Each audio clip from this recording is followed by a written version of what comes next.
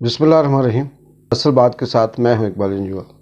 इमरान खान ने मौजूदा हुकूमत जो पीडीएम के एक जत्था है उस पर मुश्तमिल है, जो रजीम चेंज की सूरत में आई थी, जो मुंतखब वोट उसे नहीं बल्कि ऑक्शन के थ्रू आप कह सकते हैं कि वो आई थी, उसकी ना सिर्फ नींदें हराम कर दी बल्कि उसका कचूमर बना के रख दिया।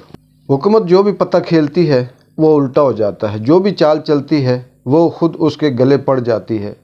हुकूमत के जितने दानिश्वर, जितना थिंक टैंक, जितना मीडिया किराए के दानिश्वर बैठे हुए हैं, वो जो मशवरा देते हैं उस मशवरे पे जो भी वो बॉल करवाती है वो या तो नो बॉल हो जाता है या फिर वो बॉल बाउंड्री से बाहर हो जाती है और हुकूमत फिर से पिट जाती है।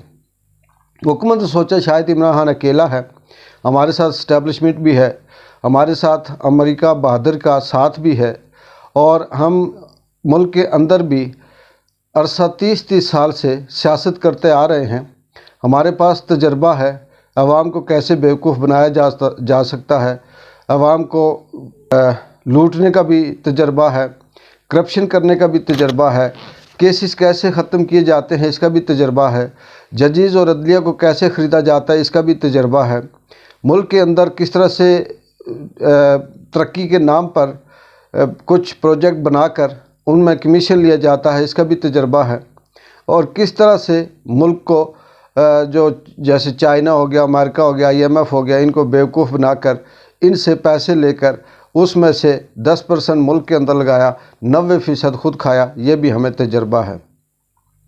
ये सारे तजर्बे हुकूमत के पास थे और इन तजर्बों की बुनियाद पे उन्होंने इमरान खान को बहुत आसान लिया और बहुत हल्का समझा।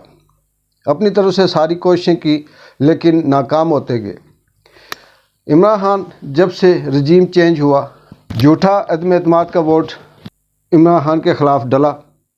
पीडीएम की हुकूमत ने सोचा कि शायद अब हम हैं और हमारा राज रहेगा, हम अपनी मर्ज़ी से इस मुल्क में सब कुछ खेलेंगे क्योंकि हमारे पीछे ताकतें हैं।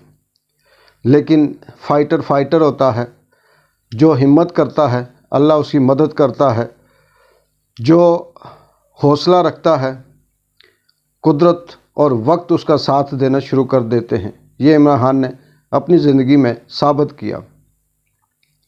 हुकूमत ने जब देखा कि चारों तरफ से शिकस्त है, चारों शाने चित हो रही है, उसके पास कोई रास्ता नहीं बचता, तो उन्होंने अपने तमाम ग़ुलामों को मीडिया पे छोड़ा कि आप बयानियाँ बिल्ड करें कि आप असम्बलियाँ तहलील करें, सूबाई असम्बलियाँ, और हम इलेक्शन करवा देंगे।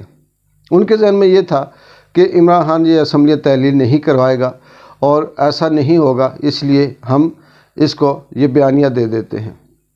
असम्बलियाँ तहलील करने के लिए जब इमरान खान ने कदम उठाया, बात की, तो इन्होंने अदम एतमाद के बीच में एक खुद निकाली और उसमें पंजाब असम्बली को लटका दिया। जब पंजाब असम्बली को लटकाया फिर इनके जहन में ये था कि अब ये ऐसा नहीं हो सकता, और इनके किराए के जो टट्टू थे वो मुसलसल ये कहते रहे कि असम्बलियाँ तहलील नहीं हुई और इमरान खान ये नहीं कर सका, ये यू टर्न हो गया, ये इस तरह से हो गया, ये ऐसे हो गया। वो भी इनके सामने हुआ कि एतमाद का वोट भी लिया गया।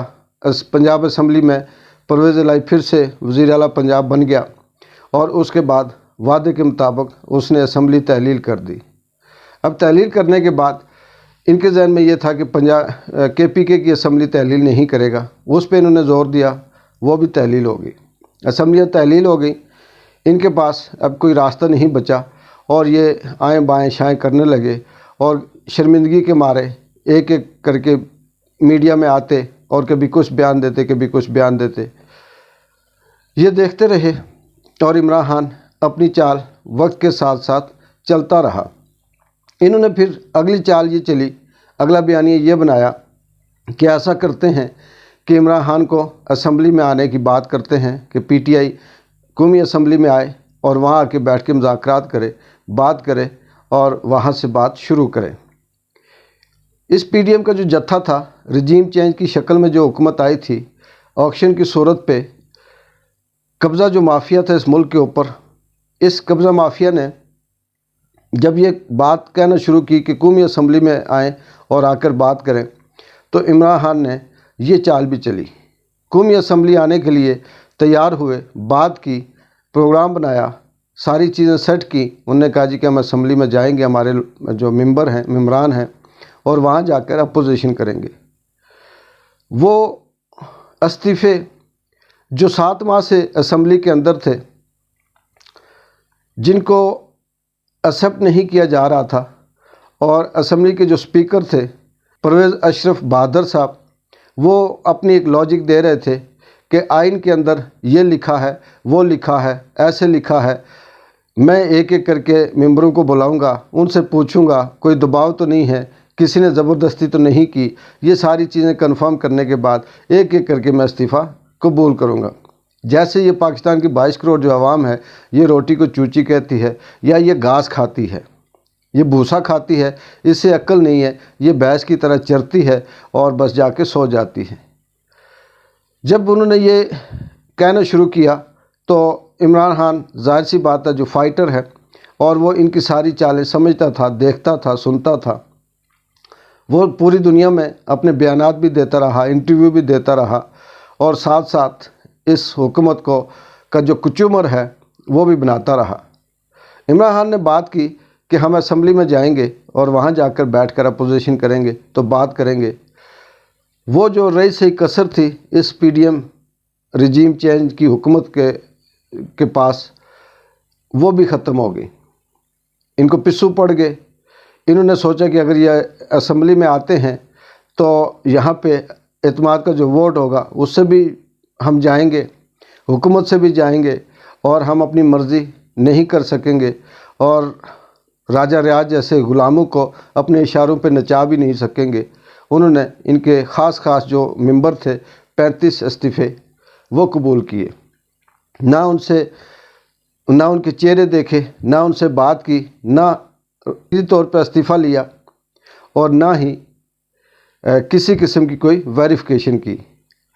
بس جھوٹ پہ جھوٹ تھا، جھوٹا بیانیہ تھا، اور ایک دفعہ پھر عوام کے اندر جگ ہسائی ہوئی، اور شرمندگی کے مارے وہ کبھی کوئی بات کر رہے ہیں، کبھی کوئی بات کر رہے ہیں۔ مزید یہ اسی طرح سے پھنستے گئے اور پھنستے جا رہے ہیں۔ اب انہوں نے یہ اگلا بیانیہ دیا کہ یہ جو 35 استعفے ہم نے قبول کیے، ایکسیپٹ کیے، ان پہ ہم ضمنی الیکشن کروائیں گے۔ عمران خان نے کہا ٹھیک ہے، میدان بھی حاضر، گھوڑا بھی حاضر۔ اس نے یہ کہا کہ ان 35 سیٹوں پہ میں خود لڑوں گا۔ جب اس نے یہ بم چھوڑا تو یہ سارے جتنے بھی رجیم چینج کی صورت میں قبضہ مافیا تھا، اس قبضہ مافیا کی جو باقی نیندیں تھیں یہ خواب میں بھی ڈرنے لگے، اور انہوں نے پھر یہ بیانیہ دیا پوری کی پوری پی ڈی ایم کی 13 جماعتوں نے کہ ہم الیکشن میں اپنے کینڈیڈیٹ ہی نہیں کھڑے کریں گے۔ ناظرین، یہاں میں آپ کو بتاتا چلوں کہ واقعی یہ سمجھتے ہیں کہ یہ جو عوام ہے یہ گھاس کھاتی ہے۔ مطلب یہ نہیں ہے کہ وہ کینڈیڈیٹ نہیں کھڑا کریں گے، انہیں پتہ ہے کہ کینڈیڈیٹ خود انکار ہیں، اور جن جن حلقوں سے یہ الیکشن کروائیں گے ان 35 سیٹوں پہ، وہاں پہ نون لیگ کا، پیپلز پارٹی کا، پی ڈی ایم کا، مشترکہ کا کوئی بھی امیدوار کھڑا ہونے کو تیار نہیں ہے، کیونکہ نہ اسے ووٹ ملیں گے، نہ اسے عزت ملے گی، اس کو وہاں پہ ڈنڈے پڑیں گے۔ اب ان کے پاس اگلا کوئی راستہ نہیں بچتا، اور یہ اب اس جگہ پہ پہنچ چکے ہیں کہ ایک شخص تھا، اس نے اپنی 2 نمبری اور حرام توپی پہ کرتے کرتے سزا کے طور پہ اس کے جسم پہ کہیں درخت پیدا ہو گیا، تو لوگوں نے اسے کہا کہ یہ کیا، تجھے اتنی بڑی سزا ملی کہ تیرے پیچھے درخت پیدا ہو گیا؟ اس نے کہا کوئی بات نہیں، میں سائے میں بیٹھوں گا۔ یہ وہ لوگ ہیں۔ اس میں سب سے بڑا جو سوال پیدا ہوتا ہے وہ صرف یہ ہوتا ہے کہ مقتدر حلقے، وہ ادارے کہاں سوئے ہوئے ہیں جو 70 سالوں سے اس ملک کو چلاتے آ رہے تھے، جو فیصلے کرتے آ رہے تھے، جو سیاہ کو سفید اور سفید کو سیاہ کرتے آ رہے تھے؟ کیا انہیں یہ نظر نہیں آتا کہ اس ملک میں کیا کھلواڑ ہو رہا ہے؟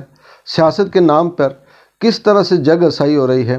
سیاست کے نام پر یہ پی ڈی ایم کا جتھا کس طرح سے اس ملک کو لوٹ رہا ہے، اور عوام کے جو ووٹ ہیں ان کے ساتھ یہ کیا ظلم کر رہے ہیں؟ کیا یہ الیکشن کروانے کی کال نہیں دے سکتے؟ اس کا مطلب یہ ہے کہ پورے کا پورا جو इस मुल्क के अंदर जो ताकतवर हलके हैं वो सब इस मुल्क का सत्यानाश करना चाहते थे, करते रहे हैं, खाते आए हैं और लूटते आए हैं। अब उनका रास्ता बंद होता जा रहा है, इसलिए वो भी खामोश तमाशाई बने हुए हैं। लेकिन ये मेरा यकीन है और तारीख़ इस बात की गवाह है कि वक्त, कुदरत और खुदा उसी का साथ देते हैं जो हिम्मत करता है, जो लड़ता है, जिसकी नीयत साफ़ होती है। ये मज़ीद ज़लील होंगे और ये इतने ज़लील होंगे कि इनको अपने गिरबां में भी मुझ पाने की जगह नहीं मिलेगी। अवाम तो दूर की बात है, और एक वक्त आएगा कि इलेक्शन होंगे, चाहे वो जब भी हों, वो ज़रूर होंगे और इनको अपने किए का सिला खुद मिलेगा। उस वक्त फिर ये ना इधर के रहेंगे ना उधर के। हर रोज़ जो आने वाला है वो पीडीएम के लिए मुश्किल नहीं बल्कि शर्मिंदगी का बायस बनता जा रहा है और इनके चेहरे लटकते जा रहे हैं। देखते हैं कि कल क्या ये नई चाल चलते हैं और कल वो नई चाल वापस इनके मुंह पे कैसे आती है। जब तक इजाज़त दें, अल्लाह हाफ़िज़।